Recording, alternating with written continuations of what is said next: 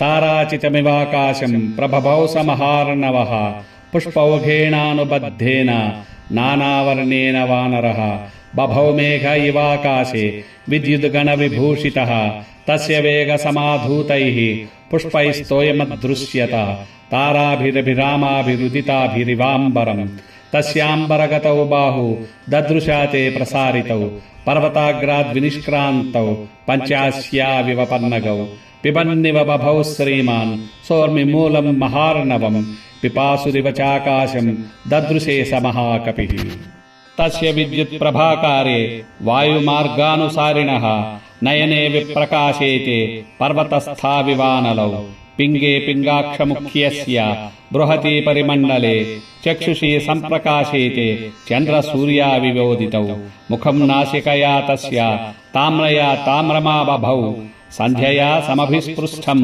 యథా సూర్యస్య మండలం లాంగూలం చ సమావిద్ధం ప్లవమానస్య శోభతే అంబరే వాయుపుత్రస్య శక్రధ్వజ ఇవోచ్ఛ్రితః లాంగూలచక్రేణ మహాన్ శుక్లదంష్ట్రో అనిలాత్మజః వ్యరోచత మహాప్రాజ్ఞః పరివేశీవ భాస్కరః స్ఫిగ్ధేశేనాభితామ్రేణ రరాజస మహాకపిః మహతా దారితేనేవ గిరిర్గైరికథాతునా.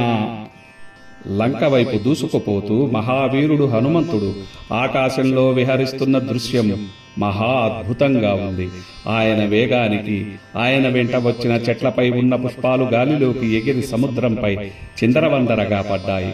అలా పూలతో నిండిపోయిన సముద్రం నక్షత్రాలతో మెరిసే ఆకాశంలా కనిపిస్తోంది.